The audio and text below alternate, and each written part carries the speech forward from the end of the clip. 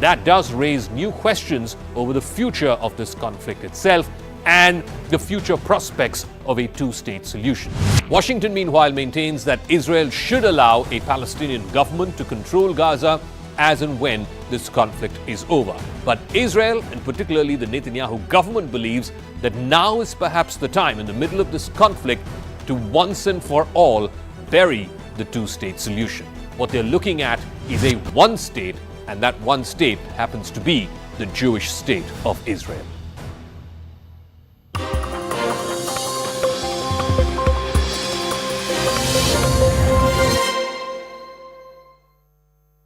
Co-presented by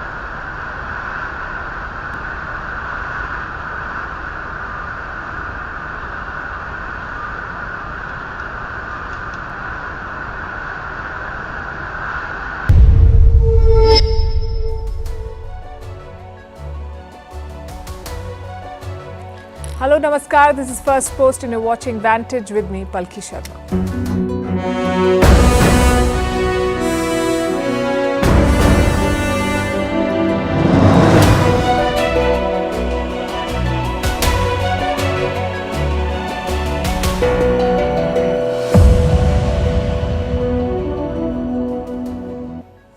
2 days, 2 disasters, more than 150 earthquakes in 24 hours and one airplane colliding with another. That's the story of Japan in 2024 so far. It's been a rough start, but as we watch the dramatic visuals, there's also a lesson. Japan survives massive earthquakes with a few scratches because it prepares for disaster. The whole world can learn from this to prepare and prevent rather than repair and repent. Tonight we'll tell you Japan's story, also the India-China story. Are they fighting a trade war? Is that even a possibility? Because it cannot be business as usual. In the Red Sea, ships of all descriptions are coming under Houthi attacks. How come the Russians are unaffected? We'll discuss that. Meanwhile, Europe has come up with a new coalition to prevent submarine sabotage. We'll tell you about the era of seabed warfare. Also, why Netanyahu is under fire from all sides in Israel. The UK House of Lords guzzled champagne worth millions of dollars in a year. Why Britain wants to bar the families of foreign students from entering the country. Why Ethiopia's Red Sea port deal with Somaliland can trigger a new conflict. What is dry January? How can a month without alcohol change your body? And why Giorgia Meloni has been named Man of the Year. We say she should reject it. All this and more coming up. The headlines first. The war spills over. Syria accuses Israel of launching airstrikes on its territory. The attack near its capital Damascus reportedly targeted Hezbollah militants. Israel says it won't allow Iran, which backs Hezbollah, to expand its presence in Syria. Turkey arrests 33 people, claims they were spying for Israel's intelligence agency. They're also accused of planning abductions on behalf of Mossad. Ties between Turkey and Israel have nosedived since the war in Gaza. Turkish President Erdogan is one of Israeli Prime Minister Netanyahu's harshest critics. In India, it's day 2 of the nationwide truckers' strike. They're protesting against a new law. Under it, a driver faces up to 10 years imprisonment in a hit-and-run case. The 3-day strike has led to fears of fuel supply shortage. Long queues seen at petrol pumps in many cities. South Korean opposition leader stabbed in the neck in Busan. Lee Jae-myung has been hospitalized. His injuries are not life-threatening. The motive for the attack is unclear. In 2022, Lee narrowly lost the presidential election. Thailand to extend visa-free entry for Chinese tourists. Last year, Bangkok had waived visas for Chinese citizens to boost tourism. It was under a temporary scheme which was to expire in February this year. Thailand gets the maximum number of foreign tourists from Malaysia and China. And Jenny Hermoso testifies about Luis Rubiales' World Cup kiss. Last September, the footballer had filed a lawsuit. Under Spanish law, a non-consensual kiss can be considered sexual assault. Penalty for such an offence could lead to 4 years in prison.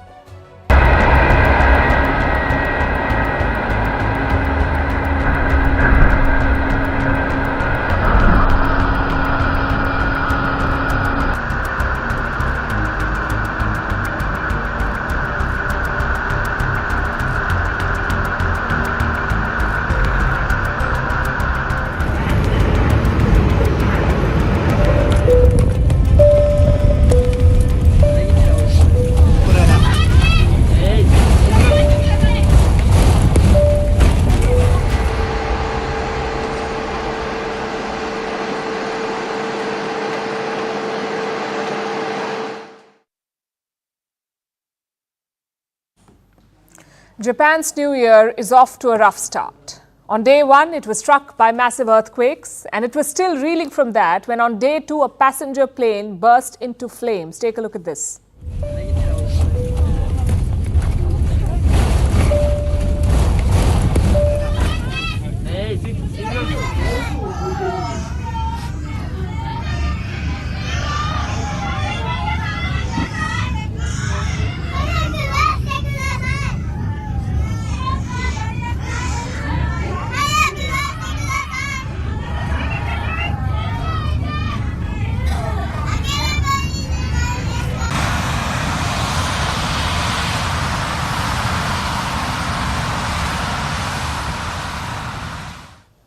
There were 379 people on board, 367 passengers and 12 crew members. They had a miraculous escape. The plane belongs to Japan Airlines. It was completely gutted.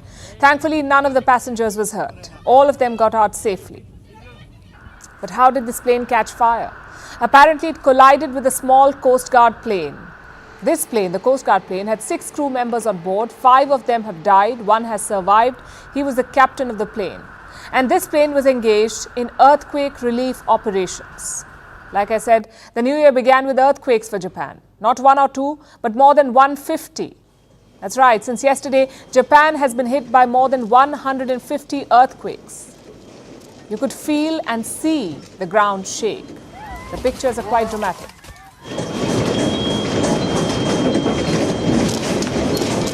Yabai. Oh! Wow, yabai.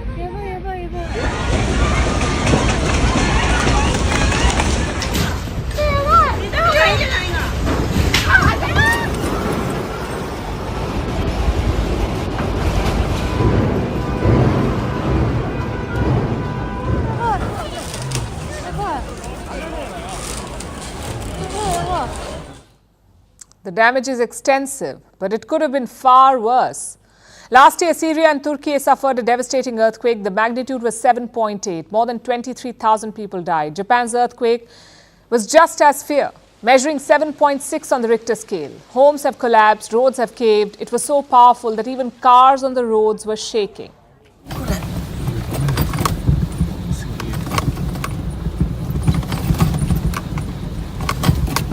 Yeah. 本当だ。こんな車が揺れてんの初めて。7.6 is a very powerful earthquake, and Japan was able to minimize the damage. The death toll so far is 48. There was a tsunami warning yesterday. Today it has been lifted. But search and rescue is still on, and rescue workers are facing challenges, especially in the Ishikawa prefecture. This is in North Japan, one of the worst affected areas. Roads are damaged or blocked by rubble. The quake triggered landslides. There are reports of some fire too, and all of this has slowed down the rescue work. We have been making all efforts to gather information since yesterday evening, but the blockage of roads means it is extremely difficult to access the northern part of the Noto Peninsula. Japan is pouring all of its resources into the rescue efforts. Thousands of army personnel, firefighters and police officers have been dispatched to the north. As of this afternoon, 120 people still needed to be rescued. They were waiting for help. At the moment, we have confirmed there are 120 cases of people are waiting to be rescued. We also have reports on evacuation. As of 11 a.m. today, we have confirmed that there are a total of 955 evacuation centers in Ishikawa Prefecture and Niigata Prefecture. A total of 57,360 people have evacuated. It's a race against time, and the crisis is not over yet. Japan is expecting more aftershocks. They're likely to continue through this week. From past examples, the likelihood that similar earthquakes will occur following a large earthquake is 10 or 20%. Therefore, please be cautious of earthquakes up to Shindo 7 in areas where powerful tremors took place for up to a week following the January 1 earthquake. Japan can make such assessments confidently because it prepares for natural disasters. Japan takes crisis management very seriously. Every year, Japan's Prime Minister takes part in a drill, the Prime Minister. This is a crisis simulation of sorts. All his ministers join this exercise. On the day of the drill, they gather at an assembly point and conduct dry runs of crisis meetings. The drills are followed by a press conference. The Prime Minister delivers an address. He updates everyone on the preparations, and this happens every year on the 1st of September. That's when Japan observes the National Disaster Preparedness Day. This date is a grim reminder, the 1st of September. It reminds them of the great Kanto earthquake of 1923, one of the deadliest quakes to hit Japan. It killed more than 100,000 people and destroyed 370,000 homes. 370,000 homes were destroyed, 1923. Since then, Japan has taken earthquakes very seriously, and for good reason. This country is particularly vulnerable to earthquakes. It sits on Earth's fault lines. It experiences some of the world's most intense quakes. In the last 10 years, Japan has suffered 20% of the world's strongest earthquakes, and it has managed to survive all of them. How did they do it? How did Japan ace disaster preparedness? By deploying a multifaceted approach. Strict building codes are a big part of it. Architects have to design disaster-proof buildings. It is mandated by the law and enforced rigorously. If there's a defect in a building, the architect can be held liable for up to 10 years. That's how tough the building regulations are. People live in a constant state of readiness. Many households keep a basic survival kit at home. It includes bottled water, dry rations, a first aid kit, torches, even a radio to receive emergency broadcasts. Japan is always prepared for an earthquake because there's always the risk of one. Tokyo in particular is among the most vulnerable. The Japanese government conducted a study recently. It found that in the next 3 decades, Tokyo could suffer a powerful earthquake, the kind that we saw this week, and it will cause extensive damage. The experts also gave an estimate. The losses will be around 95 trillion yen. That's more than 650 billion US dollars. That is the estimated loss. So Japan has no option but to stay prepared. And that can be said for a lot of countries. They sit on seismic fault lines. They are at risk of suffering major quakes, but few take disaster management as seriously as the Japanese do. So let these dramatic visuals from Japan also serve as a lesson and a reminder that by failing to prepare, you're preparing to fail.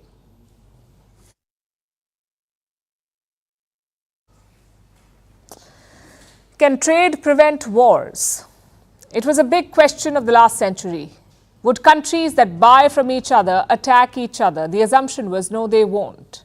But today the situation has changed. If you can't wage wars, you can wage trade wars. You can hurt the economy instead. Could India and China descend to that level? Could there be a trade war between India and China? And here's why I ask. India is investigating multiple Chinese exports, like tempered glass, glass mirrors, vacuum flasks, and drawer slides. At least 32 types of products are on India's radar. And what is this investigation about? Dumping. Say glass mirrors cost $5 in China, but China is exporting them at $4. So the export price is lower than the market price, and this is called dumping. Why do countries do it? To flood and dominate foreign markets, they dump goods. I mean, who doesn't like cheaper goods? So India is on the lookout for Chinese dumping. In some cases, there has been action, like on Chinese industrial lasers. India has imposed anti-dumping duties on them. The idea is to level out the playing field to make sure that local businesses do not suffer. And has China retaliated? Well, yes and no. They are investigating 2 Indian exports, but just 2 compared to India's 32 probes. So the official reaction from China has been measured. No emotional outbursts, no endless rants or complaints. Beijing is surprisingly composed. The question is why? It could be because the allegations are true. Maybe China is, in fact, dumping goods in India. Or maybe Beijing is worried about an escalation, an eventual trade war with India. It's a risky prospect for them. Just look at the India-China trade numbers. They're stacked in China's favor. India's deficit is around $51 billion, meaning we buy more than we sell. And that difference is $51 billion. It's the same with most nations. If you look at India's top 10 trading partners, we have a deficit with 9, whether it's Russia, Iraq, South Korea, or the UAE. India buys more than it sells. It has a trade deficit. The only exception is the United States of America. So we have a $51 billion deficit with China. Obviously, this benefits the Chinese. The status quo brings them a lot of money. So ideally, Beijing would like to keep it that way. No trade war, no investigations. But what about India? Can India afford to start a trade war with China? Well, it will be painful. India-China trade is worth more than $130 billion. It includes a lot of finished goods like mobile phones, smartwatches, televisions. And their USP is the unbeatable prices. Looks like Indian consumers like it. A recent poll surveyed 7,000 Indians. 55% of them had bought a Chinese product in 2023. More than half of them. They may have issues with China, but the price is too attractive. And that's the big problem. A trade war hurts consumers more than governments. So what is the solution? Well, India has opted for a targeted approach. It includes 3 steps. One is a digital wall. More than 200 Chinese apps are banned in India. Some of them are crowd favorites like PUBG and TikTok. India has banned them. Step number 2 is limiting investments. Since 2020, India has rejected 58 Chinese FDI proposals. 14 others are on hold. Now, FDI is foreign direct investment. Normally, countries welcome such proposals, but coming from China, it's like kryptonite. And among those rejected was BYD, an electric car maker in China. BYD wanted to invest $1 billion in India. They wanted to make cars in India, but New Delhi rejected that proposal. And finally, step number 3, scrutinizing Chinese operations. Dozens of Chinese firms are being probed for irregularities. Oppo is accused of evading taxes worth $550 million. Vivo is accused of money laundering. 2 of their employees were arrested last week in India. So it's not business as usual. At the same time, it's not a trade war yet. In the long term, such a strategy will not be enough. India and China are engaged in a border standoff. There are thousands of troops on both sides, plus Beijing's attitude is quite clear. There is place for only one Asian superpower. That's what China believes. And keeping that in mind, you can't just keep buying from China. Although it's not just an India problem. Most Chinese neighbors face the same issue. Look at Japan, South Korea, Vietnam. Their largest trading partner is China. At the same time, their biggest national security threat is also China. So what is the way out? Western nations are talking about de-risking, about taking supply chains outside China, and India is part of one such project, the Indo-Pacific Economic Framework for Prosperity. Now, New Delhi is not officially de-risking from China, but the plan looks to be the same. Attract more foreign investment, build a strong industrial base, and finally replace Chinese imports with locally made ones. The problem is, this will take time. Supply chains cannot be built in months. Investments often take decades to deliver. So patience is key, unless, of course, Xi Jinping decides to change his ways. But let's face it, a decades-long, painful economic recalibration looks more likely. It tells you everything you need to know about China's attitude.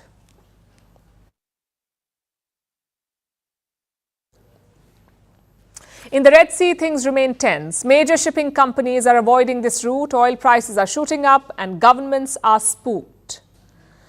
But there seems to be one exception: Russia. Reports say Russian tankers are not rerouting. They're still sailing the Red Sea. Most of these ships are carrying crude oil. Take a look at their route. Start off from the Black Sea, enter the Mediterranean, cross the Suez Canal, sail through the Red Sea into the Indian Ocean, and finally reach the ports of India and China. I guess the question is, how? Almost a dozen ships have been attacked in the same region. Many more have rerouted their vessels. So how is Russia immune? Well, for a number of reasons. Number one, the close ties between Russia and Iran. Iran is godfather to Yemen's Houthi rebels. So maybe Tehran told them to avoid Russian ships. Plus, there is ideological symmetry. Russia wants Israel to stop the war in Gaza. It also hosted Hamas leaders in October last year. So Houthis don't have a beef with Putin. That's reason number one. Number two is the shadow fleet. Russia doesn't use Western ships or tankers. They can't after the sanctions.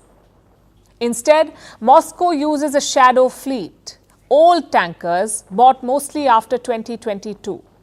They're slow, they're hard to maintain, but the upside is there is no Israeli link. The Houthis say they will only attack two kinds of ships, those heading to Israel and those linked to Israel.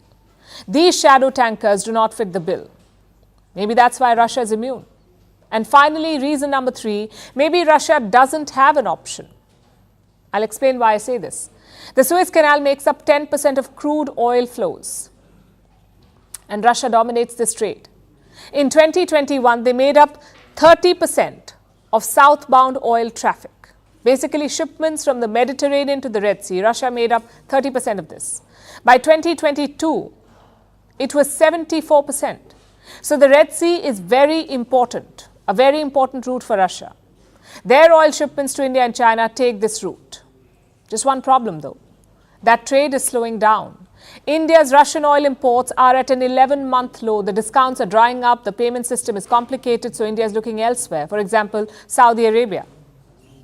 India's imports from Russia fell by 16 to 22%, but the imports from Saudi Arabia increased by 4%. And that's bad news for Russia, because India and China consume 90% of Russia's oil exports, so virtually all of it.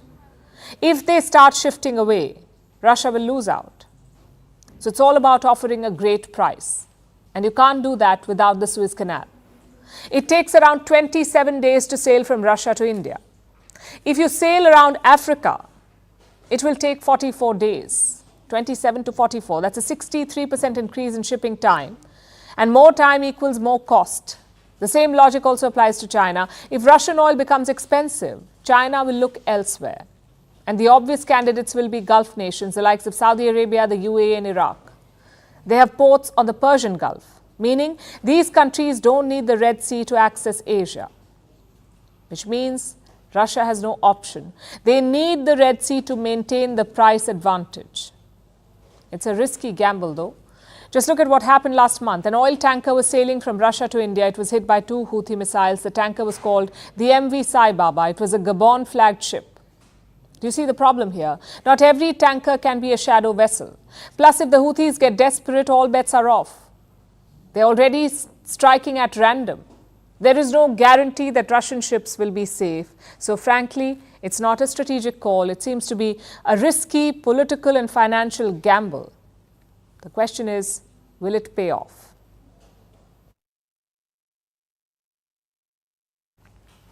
Tensions are brewing in Europe too, not because of what's happening in the Red Sea. The Europeans are worried about their pipelines being sabotaged. In October 2023, a pipeline was damaged. It's called the Baltic Connector. This is a gas pipeline, some 77 kilometers long. It runs between Finland and Estonia under the Baltic Sea. Now, gas began leaking from the pipeline. There was a sudden drop in pressure. Officials found some parts damaged. The pipeline had to be shut for repairs. And close to it, there were 2 telecom cables. They too were damaged. So Finland was concerned. Now, it's a newly minted NATO member. It got entry just last year and it suspected sabotage. So Finland kicked off an investigation. Their police suspected a Chinese cargo ship. It was near the pipeline when it started to leak. So did a Chinese ship sabotage a European pipeline? Finland believes it did. Last month, some findings were made public. How was the pipeline sabotaged? The Chinese ship used its anchor as a weapon.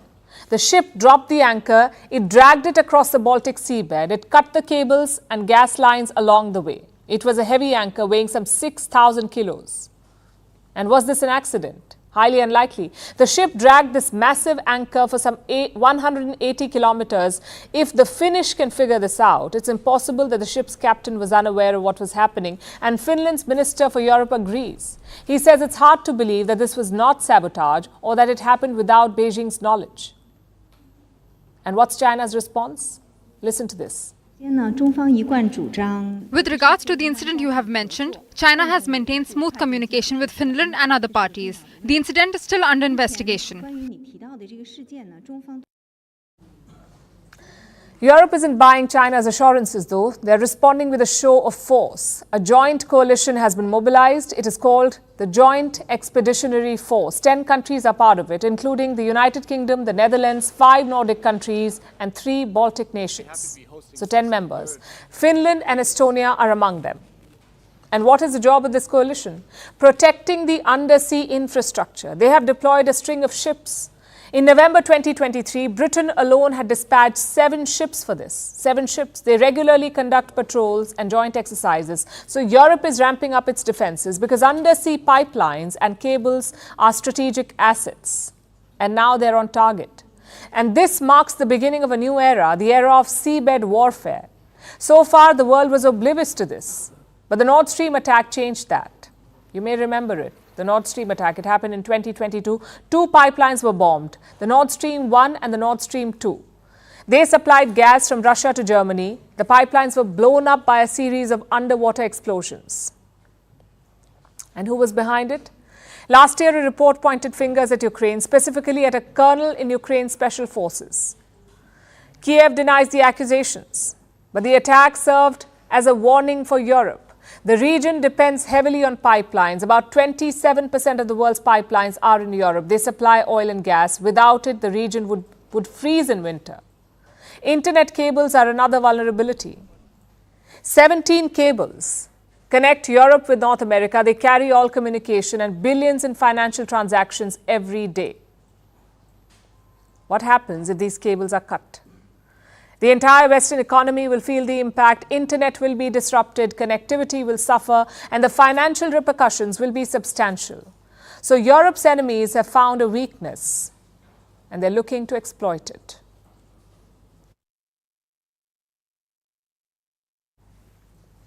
It's just the second day of the new year, but problems are mounting for Benjamin Netanyahu. 2023 was the worst year, perhaps, for the Israeli Prime Minister, and by the looks of it, 2024 may not be better. Today, Israel's Supreme Court struck down the Judicial Overhaul Law, a controversial law that Netanyahu raced to pass, a law that triggered the biggest protest in Israel's history. The court has struck it down. Without it, his political allies may dump him. His international allies are also wary of him. They want the war to end. Meanwhile, survivors of the Supernova Music Festival are suing Israeli forces. They accuse them of negligence. And the citizens of his country want him out. An opinion poll says that if elections were held today, Netanyahu's Likud party would get only 16 seats. Usually, wartime leaders are popular, but not Prime Minister Netanyahu. Our next report tells you why.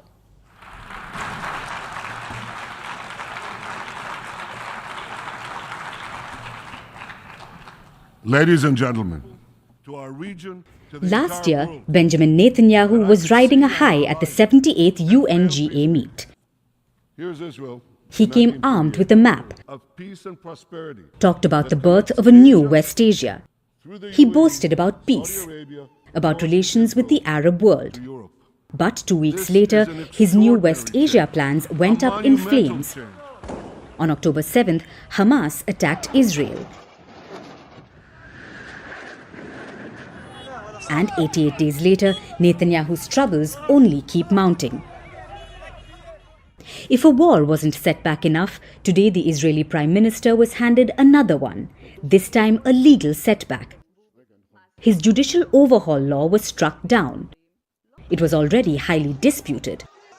The law was part of a judicial overhaul proposed by Netanyahu and his government. It was about greater control of courts. It was met with widespread protests. Thousands protested against it every day for months. But Netanyahu's government passed it anyway. But now the Supreme Court has rejected it, calling it a threat to Israel's democracy. So that's strike number 1. But it wasn't the only one today. 42 survivors of the Nova massacre have sued the defense establishment. On October 7th, they were at an open-air music festival. It was happening in the Negev desert, just 5 kilometers away from the Israel-Gaza border. The music festival was one of Hamas's first targets. These survivors say it should have never been allowed.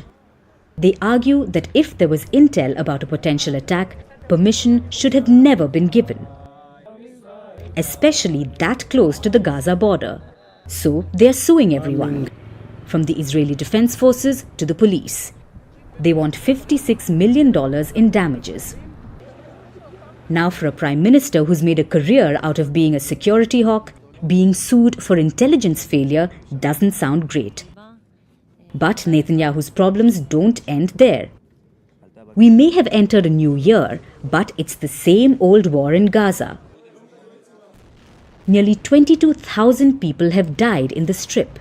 70% of Gaza's homes are destroyed. Netanyahu says he won't stop until Hamas is wiped out. But his allies have a bigger question. What happens after Hamas is destroyed? What is the end game? Who will govern Gaza?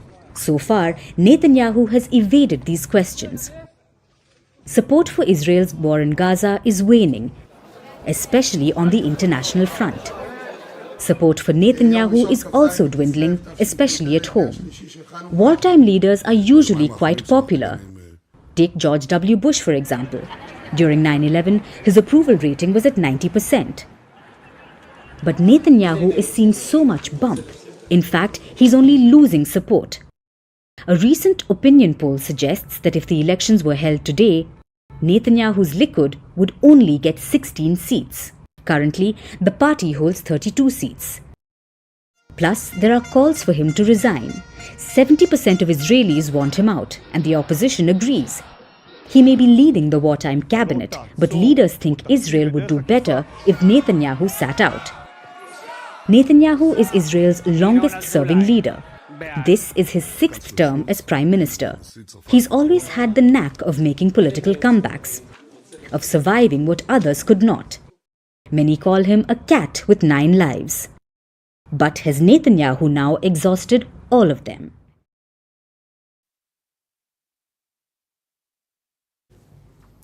Some words have no place in the 21st century, like slave owner or House of Lords. Not if you live in Britain, though. There you will find both these things. A House of Parliament filled with lords and inside descendants of slave owners. Have you wondered what these lords do?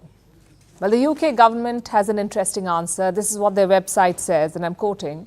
The House of Lords plays a crucial role in examining bills, questioning government action, and investigating public policy. They left out one thing: guzzling insane amounts of champagne. That's right, the House of Lords bought 1,589 bottles in 2023. 1,589 bottles in a year. Guess how much it cost? Around £90,000, which is around 113,000 US dollars. Now that's a lot of champagne, especially when sold at a so-called House of Parliament. Some political parties are livid, like the SNP or the Scottish National Party. Listen to their reaction. I'm quoting again. A parliament where unelected lords glug fizz and collect £342 a day just for showing up is not a parliament fit to properly represent the people. I must say we agree. Let's look at some basic facts about the House of Lords. It is the upper chamber of the British Parliament. Its history dates back to the 11th century. Different time, different system. Kings would often consult religious leaders and ministers on big decisions. That's how this house emerged. In later centuries, things got more refined. But the concept? It hasn't changed at all. The House of Lords has 3 types of members. The first is religious. We're talking about archbishops and bishops. Not strange at all for a secular country. Then we have 92 hereditary peers, like dukes and barons. These 92 peers can pass on their seat to an heir, almost like a club membership, except here it's in Parliament. The third type is life peers. They're also lords and ladies. Just one difference, though: they cannot pass on their seats after death. Put together, this house has 800 members. Let that sink in. 800 members in an unelected Parliament. Even the House of Commons is smaller. They have just 650 members. So the question is, why does Britain stick with it? I guess tradition. That's the only answer that makes sense. Because as a parliament, the House of Lords is pointless. It does not represent Britain. The 10 richest peers are worth £9 billion. And let's not get started with minority and religious representation. It's basically non-existent. So these lords cannot understand the issues of today. The champagne is a perfect example. 2023 was a very tough year for Britons. The average inflation was around 7.2%. People struggled to meet basic expenses. Even doctors had to strike for more pay. And what were the lords doing? Drowning themselves in champagne. Is this what questioning government action looks like? I don't think so. Now, I know a lot of people will defend the Lords. They will say it's just nominal, that the House of Lords doesn't have any real power, which is true. The Lords cannot reject government bills. Even if they do, the Commons always prevails. So I guess the question again is, what is the point? It doesn't represent people. It is really expensive to maintain and run, and it doesn't have any real power. So what is the point? It's like that really old car you have. It always needs some kind of repair. At the same time, you won't sell it because it has sentimental value. Too many good memories. Except here, there are no good memories. It's just old white men passing on their so-called birthright to younger white men. It is not democracy in action. It's unchecked privilege in motion.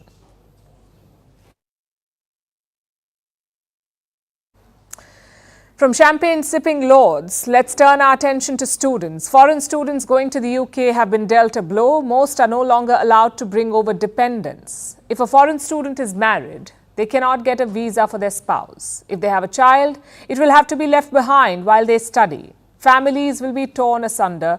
People will have to choose between education and their loved ones. And the British government sees this as a victory. It's part of their plan to reduce migration. But is there any merit to the idea? Or is this just a cruel move by the Conservative Party? Our next report has the details. British Prime Minister Rishi Sunak was in a celebratory mood yesterday. He felt like boasting about a new scheme. A scheme designed to cut immigration to the UK. This is what he posted on social media. He was talking about new immigration rules that went into effect yesterday. Now, a foreign student can no longer get a visa for their dependent family members. Who does this target? Foreigners who are married or have kids, but who want to study in the UK. The students themselves enter the UK after getting through a college's admission process. Then they used to apply for a visa to bring their dependents. But under the new rules, they won't be able to do so. The British Home Minister, James Cleverly, said that students bringing over their dependents was an unreasonable practice. The Immigration Minister said it was contributing to unsustainable levels of migration. The UK Home Office called the new immigration rules tough but fair. Let's first look at the numbers. There were about 639,000 student visas issued between October 2022 and September 2023. Of these, about 153,000 weren't for the students. They were for their partners or children. That's almost 24%. The numbers have spiked over the past few years. In 2019, the proportion of dependents used to be about 5%. This is why the UK government says bringing dependents is not sustainable. The numbers support their argument. However, let's look at the other side. The UK government has been encouraging students to come to the country. In 2019, it had issued 269,000 student visas. Now it's about double. Why would anyone want foreign students? Because they pay more, much more. Foreign students effectively subsidize education for locals. Their paying more means locals pay less. A foreign student's dependents may not pay for college, but they pay the government for their visas. So, foreign students and their families contribute to the economy. If the students eventually get jobs, they add skilled talent to a country's labour pool. So if this is the case, why is the UK targeting foreign students? The simple answer is the numbers. Migration to the UK has been going up for years, both legal and illegal. Sunak's Conservative Party prides itself on being anti-immigrant. It's a sales pitch for Tory voters. However, the numbers look bad. In 2022, net immigration was at 745,000. That's the highest it has ever been. And it makes the Tories look bad. So, reducing a large chunk of migrants was a priority, by any means necessary. The dependents of foreign students were just an easy target. It's a political gimmick. But it can lead to real problems. If foreign students stop going to the UK, colleges will suffer. They will get more expensive, and locals will have to foot the bill. Sunak's new immigration policy is a short-term plan, something to throw at his voter base before the next election. But it may backfire, because foreign students now might look at other countries, ones that aren't keen on tearing apart families for political gain.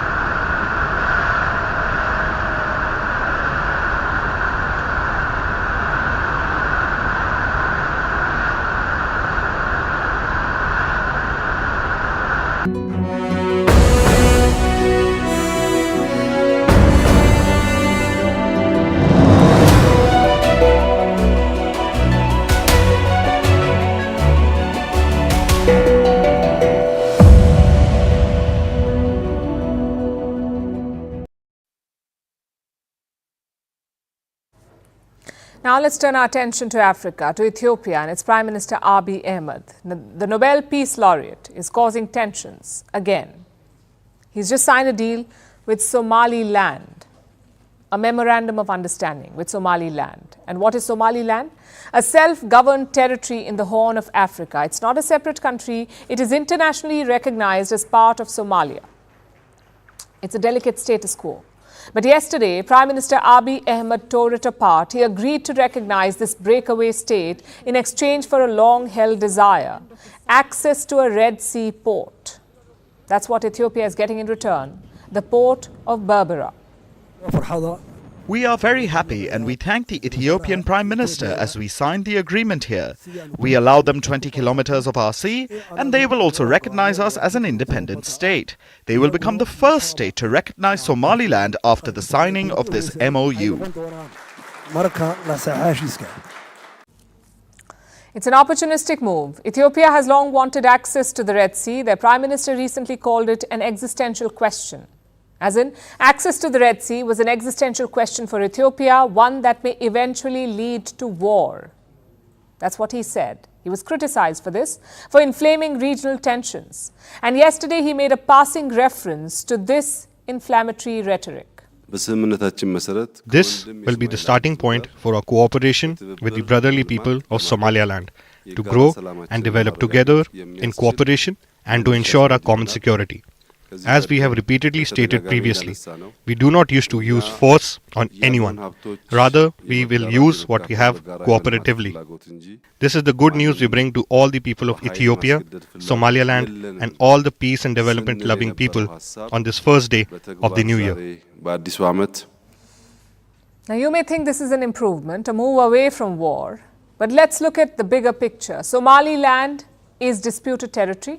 It declared independence from Somalia back in 1991, some 33 years ago. But no country has recognized it yet. Not a single country, and neither has the United Nations. This is because both Somalia and Somaliland are home to the same people. They also share similar religious compositions. And they are adjacent territories. History and political differences have led to the situation between them, which is why the world refuses to recognize Somaliland's independence. It is part of Somalia for the whole world. But now Abiy Ahmed has broken with this tradition. He has put his own desire above common sense. And this could throw the Horn of Africa into chaos. I'll give you a similar example for context. Pakistan has occupied a part of India, the Indian region of Kashmir. Islamabad's troops have been squatting in this region for years. It has been a decades-old fight between India and Pakistan. But then China decided to poke its nose into this affair. It started building infrastructure in Pakistan-occupied Kashmir as part of its Belt and Road Initiative. So, of course, India will have grievances with the Chinese. In the same way, Somalia is obviously angry. Ethiopia's step is an offensive that endangers the stability and peace of the region, which was already wobbling with problems. It's a violation and an open invasion of Somalia's sovereignty, freedom, and the unity of the Federal Republic of Somalia. The so-called Memorandum of Understanding and Agreement of Cooperation is null and void. Somalia has recalled its ambassador to Ethiopia. It has vowed to defend its territory by quote-unquote any legal means. So Abiy Ahmed's port deal is problematic. It may lead to a conflict between the two African nations, and Somaliland could get involved too, leading to further chaos in the Horn of Africa. And this is Prime Minister Abiy Ahmed's latest contribution. He's been the Prime Minister of Ethiopia since 2018, and in this period he has overseen 3 major civil conflicts. He has also caused Ethiopia's relationships with its neighbors to sour, and despite this, he remains a Nobel Peace Laureate. His latest move may lead to a new war in one of the most vulnerable regions in the world. I've said this before and I'll say it again. Abiy Ahmed's Nobel Peace Prize is a farce. It should be rescinded and his actions must be condemned.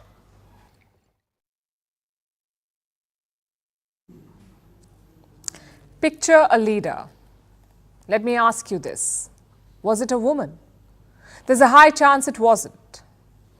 I assume as much because research says so. In terms of gender, most people almost always think of a man when they think of a leader. And this phenomenon is so common, psychology has a name for it. It's called think manager, think man. This exists for a number of reasons, but mostly because no one lets us forget it. Here's a recent example. This is the front page of the Italian daily Libero Quotidiano. Recently, it paid a lengthy tribute to Giorgia Meloni, the Italian Prime Minister. In the large portrait, she is seen wearing a blazer and a look of determination. And right above her head, the headline says, Man of the Year. This is a female Prime Minister, Italy's very first female Prime Minister. She was elected in October 2022, and the title obviously is not a slip-up. It is a problematic accolade.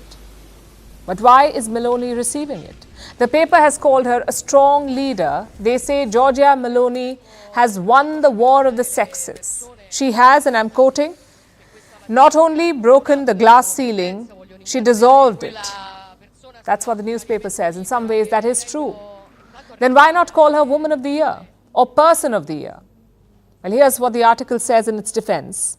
In excessive diversity, we have reversed gender. In times of war, we have chosen someone who has shown she knows how to fight. Sure, Meloni may know how to fight. She has confronted 2 wars, a changing Europe and multiple geopolitical shocks. But let me rephrase the question I asked. Why does all of this make her a man? Why can't a trailblazing leader, a fighter, be a woman? As I said, it's problematic. And many agree. The headline has drawn sharp criticism. Secretary of Italy's Democratic Party said, and I'm quoting, "Today a right-wing newspaper is explaining to us that politics and power are for men."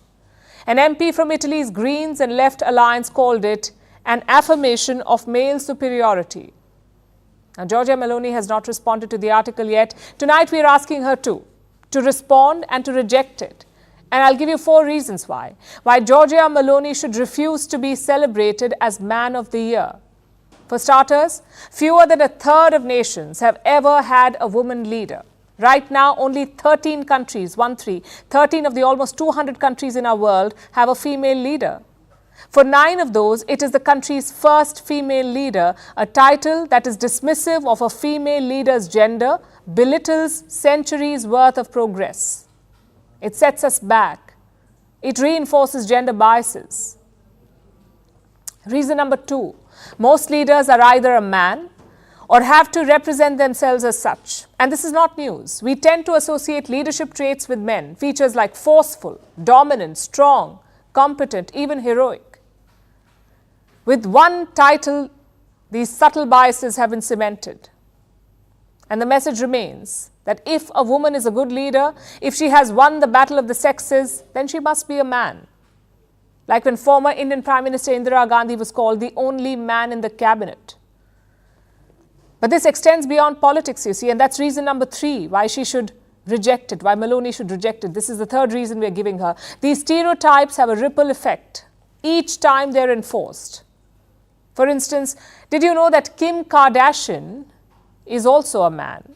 She's a reality star and a business tycoon. Last year, she was one of GQ's Men of the Year. It made for a popular magazine cover. It was the talk of the town. But the more eyeballs it grabbed, the more people confirmed the gender bias, which will harm generations. Which also brings me to reason number 4. More and more women are joining the workforce all over the world, but very few women are leaders. Of the 500 biggest companies in the world, only 8% have female CEOs because leadership from men is the norm, which puts women in a bind. And research proves this again. Taking charge is considered a male characteristic. So many women embody being more masculine. They're seen as more competent than feminine women. But they're also less likable and so less likely to get promoted. For instance, before becoming the UK's first female Prime Minister, Margaret Thatcher was a researcher and she was fired. And I'm quoting why she was fired: for being headstrong and dangerously self-opinionated. That was apparently her flaw. So it is expected for women to be masculine, but they're also punished for being so. And even when they achieve success, newspaper titles simply state that you have to be Man of the Year to be a powerful woman. But if you're still wondering what's wrong with that title, just ask yourself this: would a man accept being called Woman of the Year? I hope you have your answer.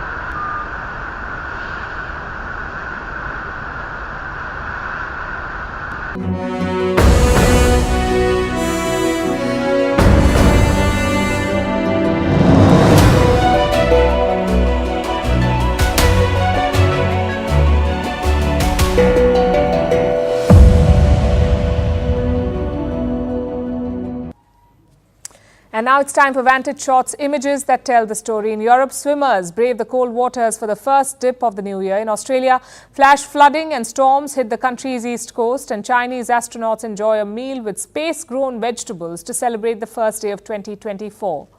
Finally, we're also taking you back in history. On this day in 1959, the Soviet Union launched Luna 1. It was the first spacecraft to leave the Earth's orbit. It was also the first to reach the vicinity of the moon. We're leaving you on that note. Thanks for watching. We'll see you tomorrow.